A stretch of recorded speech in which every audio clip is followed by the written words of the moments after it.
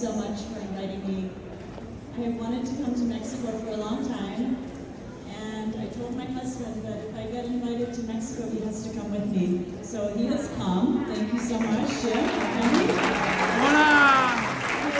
His first Montessori conference or encounter. I don't think it will be his last. So thank you so much, Ader and MontessoriMexico, for inviting me. It is such an honor. Here's the structure for today's talk. I'm going to refer to the research on Montessori that my sister, Angeline Lillard, has collected and analyzed for her new manuscript. I'll dive into 3 outcomes from this body of research, and I'll explain what these outcomes tell us as educators for our classrooms. After these first few slides, you'll see photographs of children, so it will be more fun. We just have to get through the first few slides. The photographs are all pictures I have taken of children ages 18 months all the way through adolescence. They're pictures that I took when I was teaching or that my colleagues took. And when I say primary, I mean 3 to 6-year-olds. And when I say elementary, I mean 6 to 12-year-olds.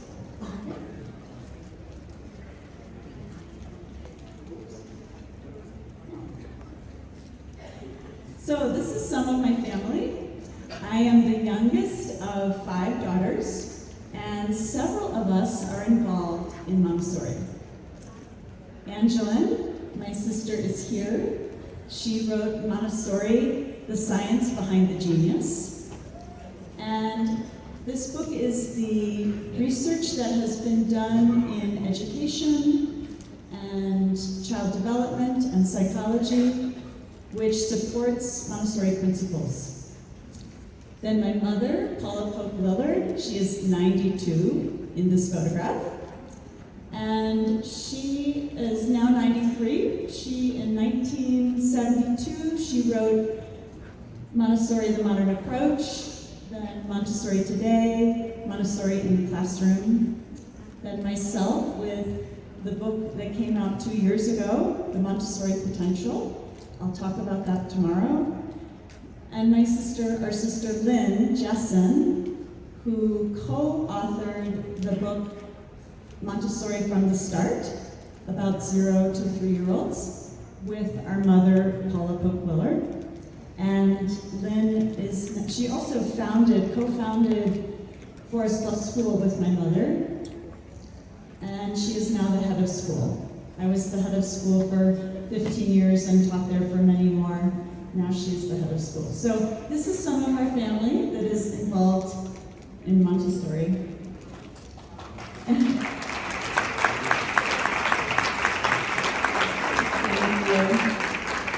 Many people tell me they started learning about Montessori from one of our mother's books, so it means so much.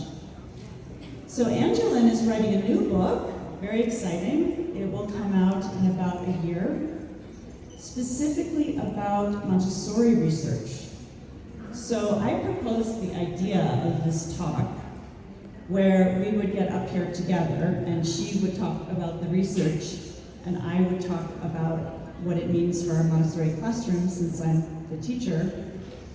But unfortunately, Angeline has to have back surgery and it is tomorrow. So please say a prayer for Angeline tomorrow. She cannot be here. So I hope I can represent her well in talking about the research.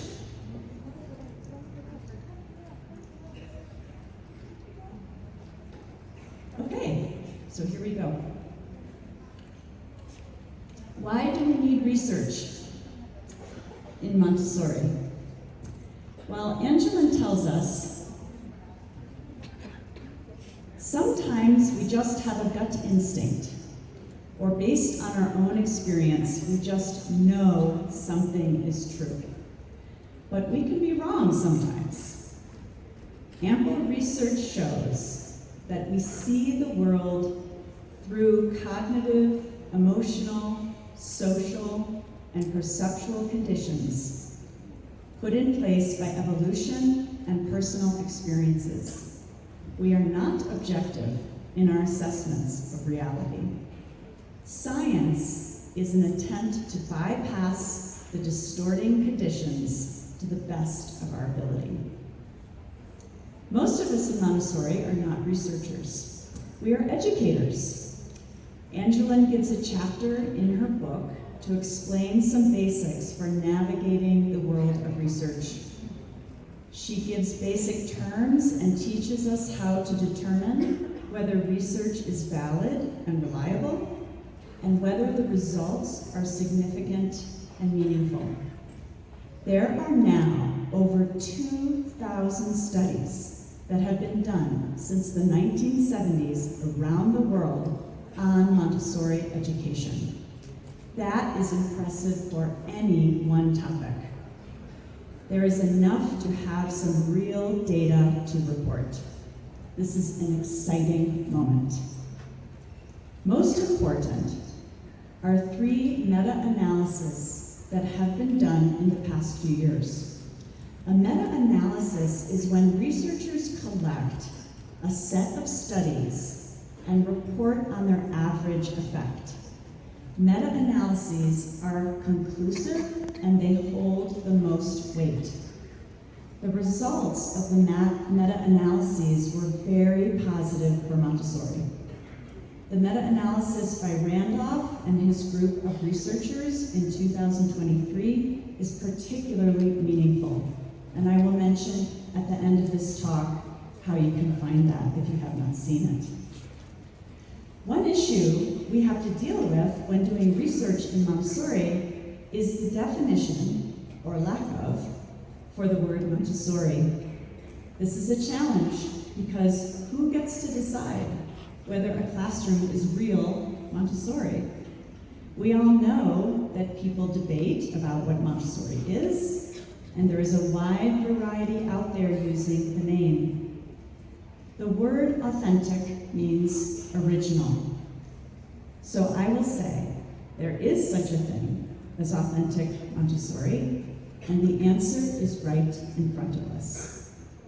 Authentic Montessori is the Montessori that Dr. Maria Montessori and Mario wrote and spoke about. We have all of that documented through her books, her writing, in her speeches that have been transcribed and handed down through the Association Montessori International's archives of her work. Quite simply, if Maria Montessori didn't refer to it, or it does not fit exactly with the principles of the philosophy, it is not authentic Montessori, it is something else. As we consider the research, we have to keep this in mind and help researchers to find authentic settings to study real Montessori and its outcomes. In her forthcoming book, Angeline has divided Montessori research into 7 categories of outcomes: well-being, creativity, math, language and literacy, social skills, motor control, and executive function. For the sake of time, I will dive into just 3 of these: well-being, math, and executive function. Here's where the fun starts, because the photos start. We're going to talk about well-being. This boy has made up his own story with the movable alphabet and is writing it down now and wants to draw a picture to go with it. He's written, "I like spaceships because they go upside down," with very creative spelling. Well-being refers to our feelings of contentment, our physical health, our social relationships, and our feelings about ourselves and outlook on life. Well-being especially refers to the belief that you can master your circumstances. And one way researchers look for this is whether a person embraces challenges willingly. We care about well-being because it is a strong indicator for success in life, for relationships, longevity, and work performance. So researchers wanted to see whether children who attended Montessori schools report or are noticed by their teachers to choose challenges and show characteristics of well-being while in school, and also after school when they are older or no longer attend Montessori schools. How did they test for this? There are a few ways, but one important way researchers determine well-being is by inviting children to solve problems that they find challenging. When children choose easier puzzles and avoid challenges, that indicates a lower well-being score. When children choose challenging activities, that is a higher score for well-being. In addition to such studies, adults who went to Montessori schools in childhood were asked to self-report on their well-being now that they are grown up. The results were that Montessori graduates score much higher than any other group, including those who attended Waldorf schools, which came in second place. Especially in today's world, well-being may be one of the most important differences research has found between Montessori and traditionally schooled children, because it shows that people who attended Montessori schools embrace the challenges of life and have a more positive outlook on life. What should we keep focusing on in our classrooms and in our schools to continue these reports of well-being? Well, we know that in authentic Montessori, children can find and correct their own answers with materials and exercises, and this is key. There's a friendliness with mistakes in Montessori because of the design of the materials themselves, in the ways we present them, and the ways that the children use them, and in the purpose of each material. You can see here one child with the smelling jars, organizing them in a system to check her answers for herself, and two children working with a puzzle map of Africa. In Montessori, children are not expected to do something perfectly the first time. They can remedy their mistakes. We anticipate this as part of the process. Even cleaning up your own messes is part of what you do all day long. It's not shameful, it's restorative. Through the human tendency to perfect one's actions, which everyone has within them, students learn to correct themselves until they reach a level of self-satisfaction. So you see here, one young child is preparing food for her classroom. She forgot her apron. She probably will find that out.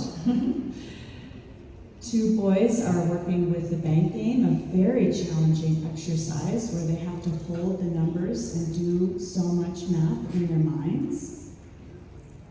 And then they can invert their multiplication problem into a division problem to check and see if they did the problem right.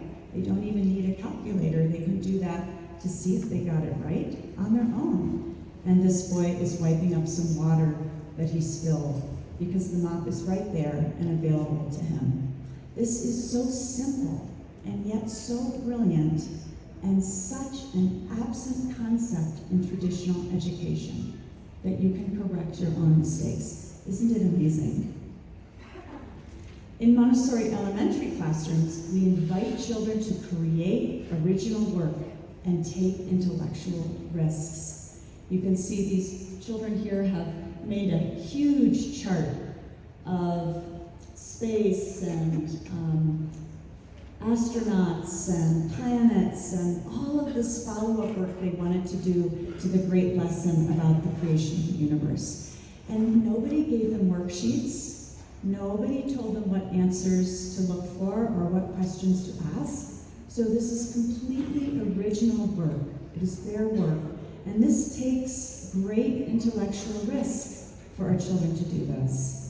We see children here looking at a book and collecting research. They're putting it into their own words so they can share with their classmates what they're learning. And you see some adolescents there have chosen to make a big chart to tell their classmates what they've learned about the Civil War. So even adolescents still choose sometimes to show their work in these creative, original ways.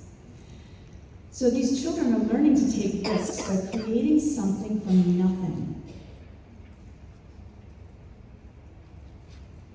They are free to create original expressions of their knowledge, which is naturally challenging, but also rewarding and satisfying. They are also building confidence that you can make things of value by yourself and with others, something that did not exist before. Risk-taking, the freedom to learn through mistakes, and an emphasis on process is particularly important with adolescents. How do we provide these features of Montessori when the materials are not so much a part of the school day anymore?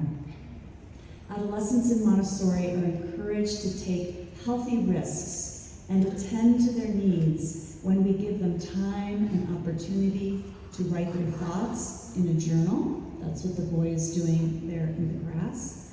Build a structure needed in the adult world. Make a meal for the community. Decorate their own work, and take a moment to celebrate their real, visible, concrete accomplishments. That's in the middle photograph. You see the children leaping into the air because they're happy with what they made. They built that entire structure in 10 days. These features are invaluable in adolescent development and almost completely ignored in regular education. So here are a couple of practical tips. Check to see, is your classroom really set up to support children to be as independent as possible? You may not be able to make a small sink like this one for children, but we can put a bucket on the floor so they can wash their hands and reach it themselves. We can put the cleaning supplies down where the children can reach them.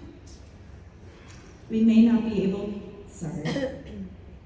Following these principles will guide us to serve the children's needs. That is fostering well-being. When you help a child, do you do only the part they need help with? And do it so the child can see what you're doing and attempt it themselves.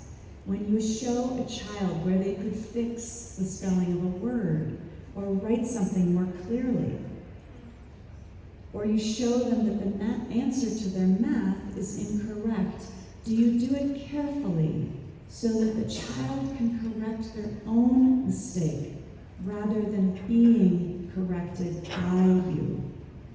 This is why I never took papers home to correct them. I never edited work or reviewed a math page unless the child was right with me, right? Because it is a collaborative experience. The point of showing your eye is to help the child train their own eye to see the mistake and correct it independently. That is where we support well-being. Math. So why is math important? Mathematics is the science of structure, order, and relation. It is where we count, measure, and describe the shapes and volume of objects and space. Everyone needs to be able to do this to live, to function. And the more accurately and specifically we can do this, the better we will be as communicators. Our minds will be structured in ways of thinking that make sense. Our thinking is more efficient and matches the reality of the world around us. For our children, math gives them clues to the world. Maria Montessori recognized that revealing mathematics to young children gives them the keys to discover the world around them with knowledge and enthusiasm. This boy is checking his answers. He's verifying that he has made his snake correctly in the snake game, and he is counting and checking that they all equal the tens. The math test researchers most commonly use for Montessori research studies is a subtest of the Woodcock-Johnson applied problems. This is a standardized test commonly used for school children. The test asks subjects math questions increasing in complexity. The results found with Montessori students were largely positive, but we do see variation in a few studies. In Angeline's words, this review suggests that children who attended Montessori programs typically excel in math from preschool through high school, although in the United States, there is a period in the first half of elementary school when scores are equal or lower on standardized tests. In other words, some studies show children do better in Montessori at all levels with math, and some showed lower scores around 3rd grade, ages 8 and 9. Before and after that age group, all Montessori students scored the same or better. By 4th grade, roughly around age 10, or upper elementary, it is pretty reliable that Montessori students do better than other groups, and they continue to do better even after they have left Montessori programs at these ages or older, which is key.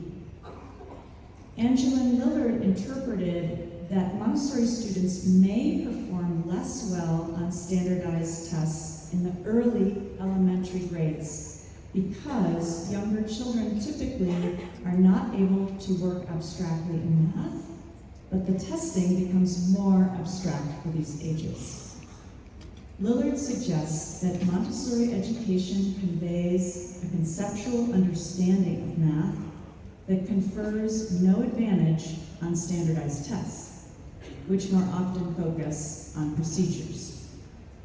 Significantly, the Montessori materials convey a deeper understanding of what is happening, and that deep understanding enables them to excel in math even on standardized tests once abstraction kicks in, which happens most securely around ages 10 to 12, or upper elementary. Remember, Maria Montessori told us children begin to abstract much more actively in the elementary years. The materials aid them, and by age 12, children typically depart from the materials. So this all makes sense. So I mention these because we can see not all the research we will find on Montessori is completely positive, but usually there is a reason that we can find. I love that studies also show that interest in math is higher in younger students in Montessori compared to young traditional school children. Perhaps this is because Montessori students get more exposure to math in different ways and explore different aspects of math in any given day. Maybe the appealing materials also make math more interesting, so children want to explore it. Anecdotally, many Montessori graduates I know, even those who found math to be challenging as children, report that they really enjoy math in high school and college and pursue it for enjoyment later in life, which astonishes me because I rarely hear a friend who attended traditional school and struggled with math to say they enjoy math later in life. So I find this characteristic in Montessori very interesting. Here's a practical tip that I learned from my mother, Paula Lillard, who had been teaching for several decades by the time I started my classroom experience. We really must do all the exercises and extensions that come with each material, and do them a lot with the children, so they receive all the necessary exposure and repetition until they deeply bond with the concepts. Here are the number rods for children age 4. If a teacher only shows the number rods, goes quickly through the exercises, and never does the distance games and varied repetition, constantly revisiting them with the children, some will not retain them very solidly. This would push them forward to other math without a strong enough foundation, especially for those children who have trouble remembering or understanding numbers and amounts. We must play the games with the number rods. Pay attention to the second period of the lessons. Check whether the child remembers and can recall the amounts, the number symbols, the differences and relationships between each rod. We want to help them to challenge themselves. If we don't do this, the child may miss what this material offers. Here's the checkerboard for elementary age children. They need to do many problems with the checkerboard to thoroughly get the benefits of this material and the placement, the relationships, and the movement of the unit, 10, 100 categories. We need to play all the games building up to multiplication so they can confidently use this material by themselves and their friends. And this really matters. I often will walk by some children and see that they set up their problem incorrectly, right? And they've been doing it for about an hour and nobody noticed. And this just really makes them feel insecure about what they're doing. So we want to do a lot of those early presentations and a lot of that early practice. I think this is so important to the research and the results we will get when we really do these things. It's all there for us in our albums. Here's the large bead frame, which reinforces some of the same things as other math materials, but in a totally different way, and brings the child to writing the categories on paper and moving numbers to the categories as we add, subtract, and multiply large numbers. It is one that they need to work with a lot in the elementary years to help them step into abstractly doing large equations on paper. And I emphasize this because I think so often as teachers, especially in our early years, when we see a child struggle in math, we start thinking we need to pull in a specialist instead of realizing the child may just need a lot more repetition with us, a lot more time, coming back to it again and again, day and day and day. Oh, let's do it again, and do it in a fun way, do it in a different way, all the variety, but this matters. So we have to spread this culture of challenging ourselves with the children all through our schools. This time with the materials is how we aid the child's abstraction. Now, I imagine this is not on any standardized test, but I want to point out something about Montessori's exploration of math. This is the box of bead bars, which help children explore many relationships in mathematics. And here, elementary children are exploring the decanomial on the left and the tower of cubes on the right, which is another way of seeing the decanomial. When we put all these beads together, we have the same mathematical value as the decanomial laid out flat. And why would we bother to do all these exercises and explorations with the children and the Montessori materials? Why show it? Because Maria Montessori did not look at math as a school subject to check off a list. She viewed it as a way of understanding the real world and exercising our minds to prepare us to work in the world in all kinds of capacities. These exercises are fun. These explorations with amounts and measurements is why our Montessori graduates learn to love the subject of math and feel comfortable with it and playful with it and can use it in their lives. This is the real purpose of math in the world: to measure, compute, see relations, and organize our thinking. As children get older, we aid their understanding of math by adding language to discuss the process, name the categories, read off the problem out loud and the answer. Invite your elementary students to explain what they did so they can really articulate as mathematicians. This can be fun. I used to always have children, when they did their problems, come over and read the whole thing out to me, and it's so much fun to do it together. And that repetition, everyone else was hearing that, it really helps them to gain the confidence and comfort of the math. Students these ages love the challenge. So you can see this is division with racks and tubes, and we're making the step now to doing the abstract math and being able to see it. If you can see up in the corner there is a piece of paper, you can see the lines coming down where the children are bringing down each amount that they used. These are the numbers that are on the board that we are using. And so we're taking the problem that we're doing and we're making it into a paper representation of the process. That is what most of us in this room learn to do on paper. But they're seeing what's happening with the materials. Now when they do it on paper, they really, truly understand what is happening. So we want to linger in this space. We don't want to see our children try to go too quickly to abstract math in the upper elementary. We want to make sure that they're really using the materials, and some children still need them, so that we can really help them to be confident. This is how we support their mathematical minds, and I think it will make a difference in research. So executive function. Here are adolescents on a work trip with their teacher. At Forest Bluff School, one of the trips that they take is to Minnesota, where it is sometimes 40 degrees below zero. And the children are traveling through the winter and using sled dogs to clear trails.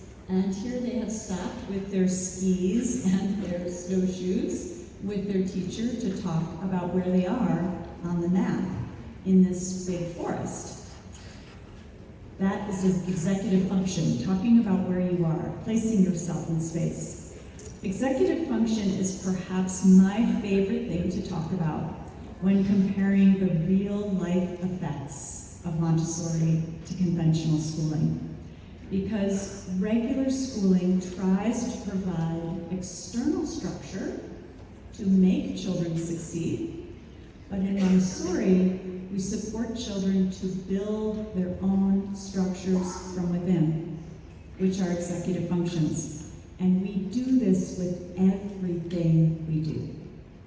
Executive function describes a category of skills humans use to control ourselves and to function. Our attention, inhibitory skills, self-regulation, working memory, planning ahead, and responding to directions. Basically, all the skills we need for living. We know this matters because executive function scores directly relate to success in school and in life. So how are children tested for executive function skills? Well, sometimes data is collected from teacher surveys that ask about students' behaviors. Other times, direct tests with children focus on certain executive functions like working memory or inhibitory control. Many executive function tests ask children to inhibit certain movements and use a lot of self-control to not carry out the stated command. These tests sound very difficult to me. Other tests distract children while they try to carry out a command, or show a child a drawing. Then the child must keep the drawing in mind, plan how to execute it, and then recreate the drawing themselves. Asking children in our classrooms to set up their own work uses executive function. When the children learn to put their things away and get things ready for the next person, this uses executive function. Organizing objects for use, as you see in these photos. So we see the young girl is He's 18 months old, putting away the rugs. A little boy carrying his tray across the room, having to keep in his mind that that's what he's doing, to keep going all the way across the room, to know that he's going to take that tray out, he's going to put it back in the same place afterwards. Think about how hard that is. And when they sit down with some work, the first thing they do is they set out each part of it and organize it so they can begin their activity, right? Constant executive function. Interestingly, research shows that fidelity of Montessori programs makes a difference. This came into play with executive function scores. High fidelity Montessori programs tend to score higher in executive function than control groups. 2 studies that directly considered Montessori fidelity found that, in Angeline's words, adhering to higher fidelity standards saw significantly more executive function growth than those with lower fidelity implementation. So these were studies where children were tested for executive function at the beginning of the year and at the end of the year. Some in high fidelity classrooms and some in lower fidelity classrooms. So it was a very interesting finding for us. I have to just tell you about one thing in recent research that I find particularly meaningful. Researcher Solange Denervaux in Switzerland has done some very interesting neurological studies with Montessori students. In one compelling example, she studied the role of error and self-reflection in children with the Montessori materials and found that children in Montessori had especially strong neural responses when they correctly categorized a picture, where children in traditional schools reacted most strongly to their errors. These studies showed that for children in Montessori programs, an error is no big deal. They have lower neural response. But getting something right is motivating for them. They get a bigger neural response. For children in traditional schools, Denervaux found that the opposite is true. Angeline points out that this is the interpretation of the data. She is always very careful about our objectivity, but that it does fit with the differences in emphasis on errors in the 2 pedagogies and the extent to which Montessori promotes self-correction. Self-reflection is embedded in the authentic presentation and use of classic Montessori materials. This gives children the chance to correct their own work and improve by their own powers. The child is put into a position of control. They can recognize, interpret, and remedy their own errors. They can be curious and comfortable about errors instead of having emotion or judgment attached to them. This is so freeing, and it has to do with well-being as well as executive functions. Consistency in our authentic Montessori practices support children to develop executive function skills. Think about all the consistency in our presentations, our mannerisms, our systems, the way we move our bodies, our hands, the order of our actions. These give children repetition and successful, efficient ways of doing things that make sense, that are logical and useful. And whether or not they imitate us exactly does not matter. They are developing their own executive function. Montessori helps children develop effective ways of doing things, and this is supporting those skills. Montessori also trains us to be very deliberate in aiding children to think for themselves. Not by abandoning them to figure out everything alone, but by setting up environments that give logical clues. Here, a teacher gives an 18-month-old a signal of where to bring the prepared food, not by taking it from him or talking at him, but simply by pointing, and with an encouraging smile and allowing him to make the inference and carry out the action. She still allowed him to do all the thinking for himself. She just gave a little clue when needed. This is another way that Montessori educators support children's executive function development.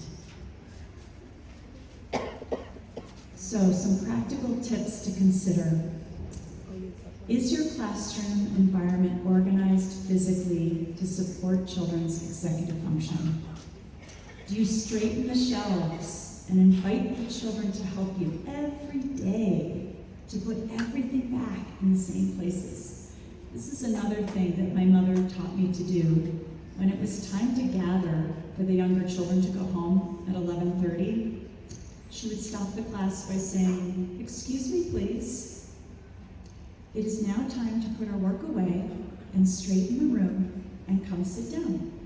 And then she, and then later I, would go around the room straightening things on the shelves. And guess what?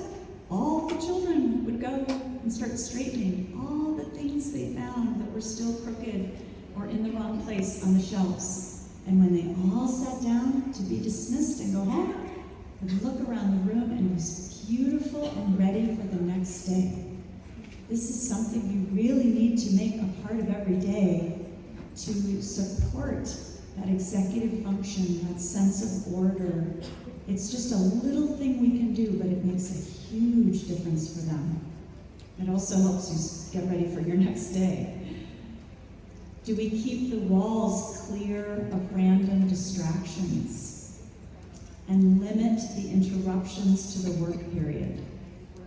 These consistencies logically support the executive function development.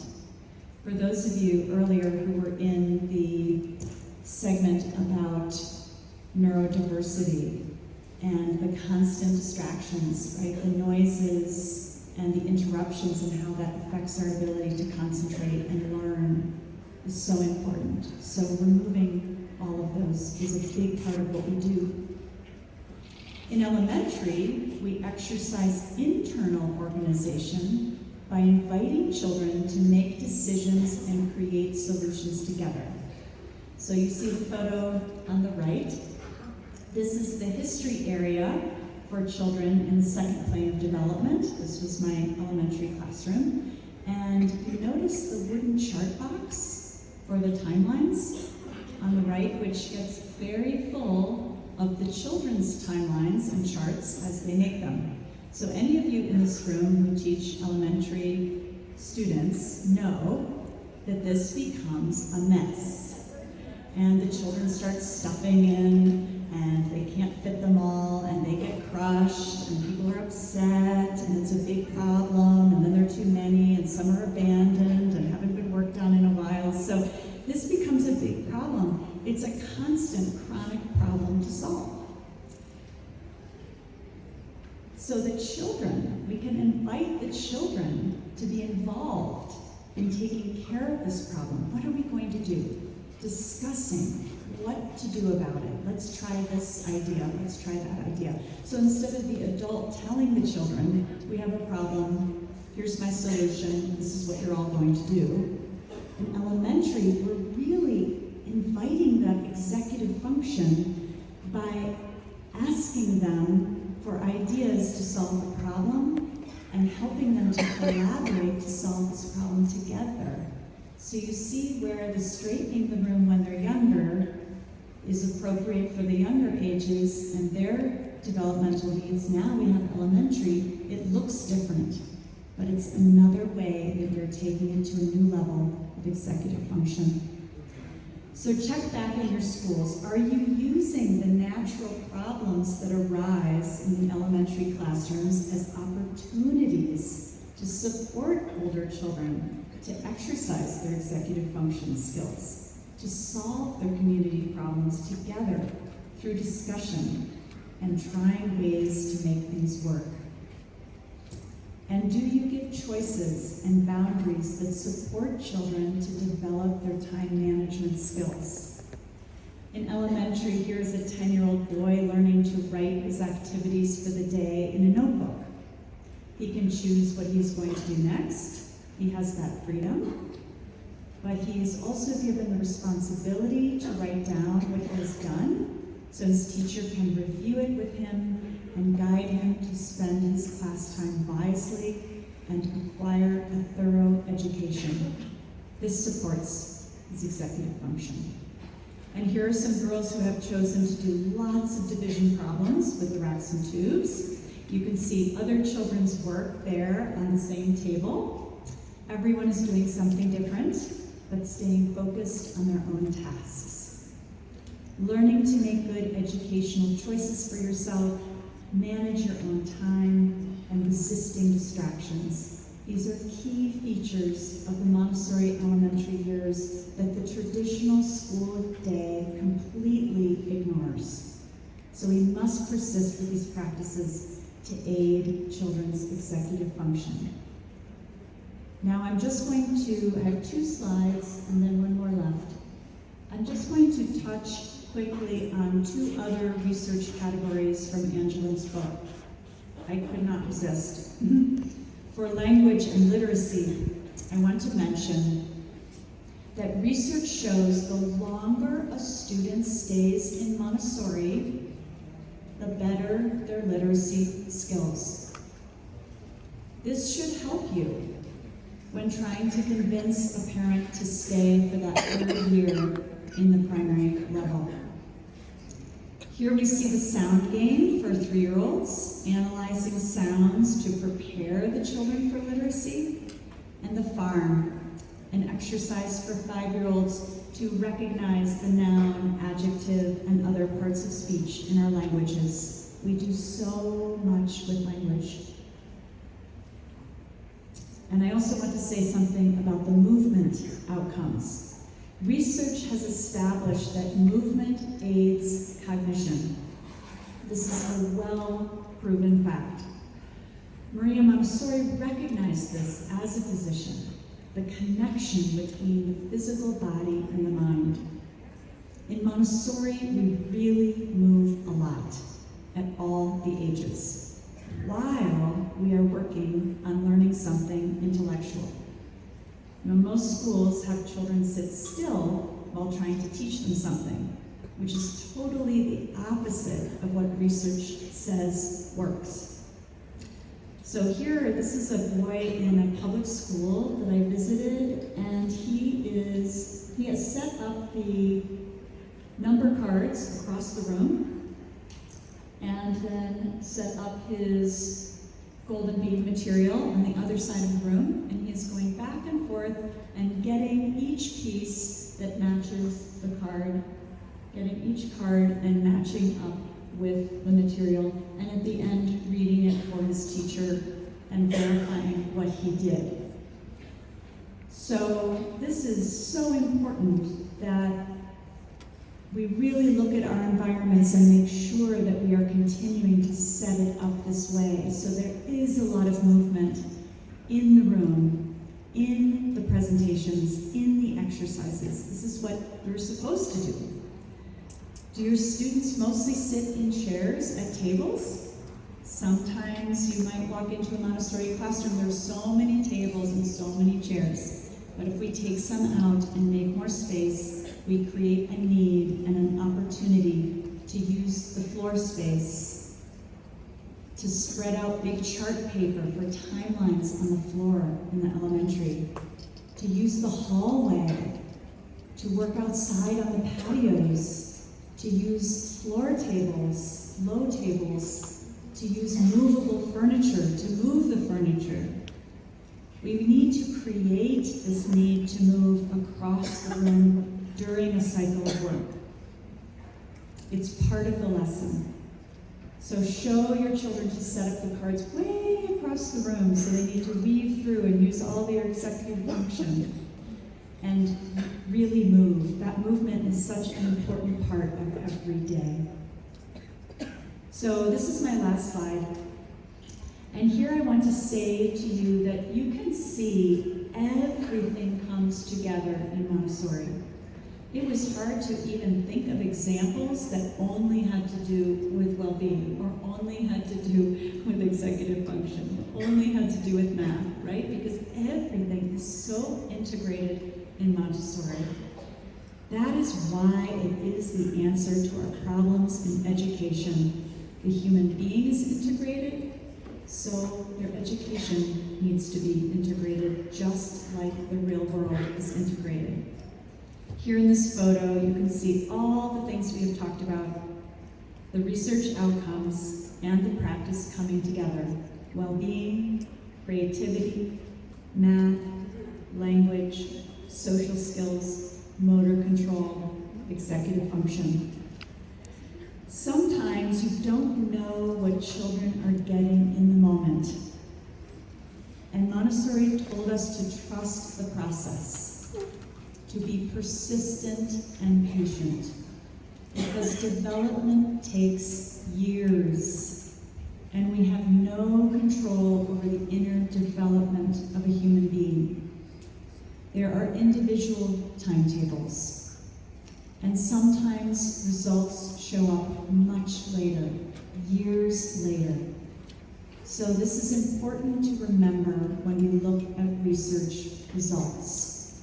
And I do hope that as the research evolves and as other education models maybe start to change and people's priorities maybe start to change with child development, matching education more closely, like Montessori does, maybe the testing will change as well so that it can really be more appropriate for our children. But for now, the research that has been done so far is supporting a strong argument for Montessori education. We can understand it and use the research results, not only to convince others, but to look inward to our practices to make sure we're really exploring and implementing Montessori to its full benefit. So thank you for listening to me today. It has been so much fun. This is such a wonderful group.